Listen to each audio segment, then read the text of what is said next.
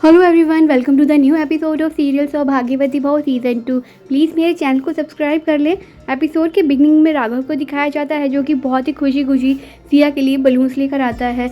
दादी वहीं पे होती है और दादी एक पिन लेती है और सारे बलून्स को फोड़ देती है। सिया कहती है, दादी आप ये क्या कर रहे हो? दादी कहती है कि जिस तरह बलून में बहुत सारी हवा भर जाए ना तो बलून फट जाता है, उसी तरह तुम्हारे पापा का घड़ा भी भर चुका है। तभी पुलिस की गाड़ी की आवाज़ आती है। दादी कहती है कि डॉक्टर ने एसएचओ को इन्फॉर्म कर दिया था और मैंने भी पुलिस में कॉल कर दी है। जहाँ पे वारदात होती है उसी एरिया की पुलिस को कॉल किया जाता है, इतना तो मुझे पता है। दादी कहती है कि अब मैं तुम्हें दामाद जी नहीं शैतान बोलूँगी, हैवान बोलूँगी। तुमने मेरी बेटी को डराया, कभी धमकाया, कभी उसे जलाया और आज तो तुमने उसे सीढ़ियों से ही गिरा दिया। दादी सिया को इंसिस्ट करती है कि वो सबके सामने सब कुछ सच बोले। दादी कहती है कि सिया मेरी बच्ची सब कुछ बोल दे, मैं तेरे साथ हूँ, पुलिस तेरे साथ है, हम सब तेरे साथ हैं। तेरी एक आवाज़ ना हम सब औरतों की आवाज़ बनेगा। यहाँ राघव बहुत ज़्यादा गुस्से में है और कंफ्यूज भी। वो कहता है कि हाँ सिया तुम बता दो, जो दादी पूछना चाहती है तुम उन्हें बता दो और मैं यहाँ से बाहर जा रहा हूँ। मेरा बाहर जाना ही ठीक है क्योंकि मुझे तुम्हारे लिए एक डॉक्टर भी तो ढूंढनी है। सिया यहाँ अपनी सारी तकलीफ़ें याद कर रही होती है जो अभी तक राघव ने उसे दी हैं। राघव उसे कहता है कि तुम्हें पता है जो डॉक्टर तुम्हारा इलाज कर रही थी ना, छत से गिर के उसकी मौत हो गई है। यहाँ पे अच्छे लोगों का बहुत ही बुरा होता है और बुरे लोगों का ना कुछ भी नहीं होता, और वो डॉक्टर भी कुछ ज़्यादा ही ख्याल रख रही थी तुम्हारा, इसीलिए उसकी मौत हो गई। और सिया समझ जाती है कि कहीं ना कहीं राघव मुझे फिर से धमका रहे हैं कि अगर मैंने सच बोला तो मेरी फैमिली के लिए अच्छा नहीं होगा, और राघव वहाँ से चला जाता है। राघव जैसे ही बाहर जाने वाले होते हैं तभी सिया कहती है कि दादी जो कुछ कह रही है सच कह रही है। राघव मुझे मारते हैं, धमकाते हैं और छोटी छोटी बातों के लिए मुझे सज़ा देते हैं। कई बार तो मुझे पता ही नहीं होता कि राघव मुझे सज़ा क्यों दे रहे हैं। मैं डरती हूँ हंसते हुए, मैं इसलिए भी डरती हूँ हंसते हुए कि कहीं मैं ज़्यादा हंस दूँ तो राघव मुझे सज़ा ना दे दे। अपने सोने के महल में मुझे कैद करके रखा हुआ है। राघव को ये सुनकर बहुत गुस्सा आता है। वो अपने पास में पड़े सीजर को उठा लेता है। सिया की ये बातें सुनकर सिया के पेरेंट्स बहुत ज़्यादा परेशान हो जाते हैं कि आखिरकार वही हुआ जिसका डर था और दादी जो कह रही थी वो सच है। तभी सिया अपनी स्टेटमेंट चेंज कर देती है। वो कहती है कि आप यही सुनना चाहते थे ना दादी, दादी आपका वहम झूठ है और मेरी और राघव की शादी सच है। राघव मुझसे बहुत प्यार करते हैं, वो मुझसे इतना प्यार करते हैं कि किसी पति ने अपनी पत्नी से आज तक नहीं किया होगा।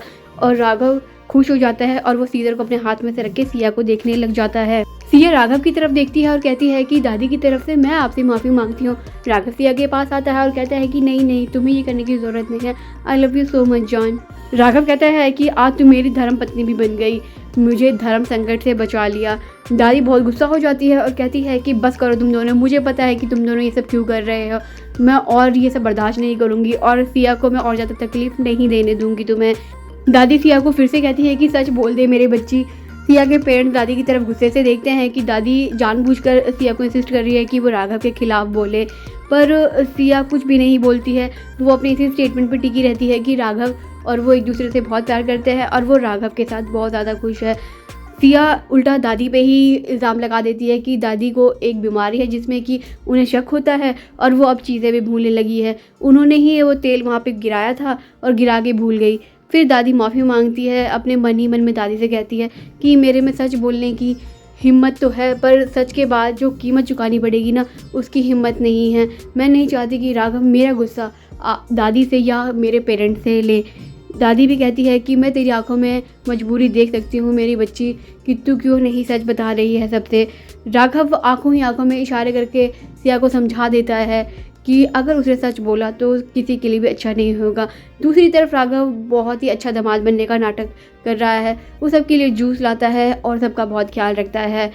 राघव को दिखाया जाता है जो कि नाइटमेयर में होता है। वो अपने सपने में देख रहा होता है कि एक छोटी लड़की इधर से उधर भाग रही है और बार बार यही बोल रही है कि पापा मुझे बचाओ, पापा मुझे बचाओ।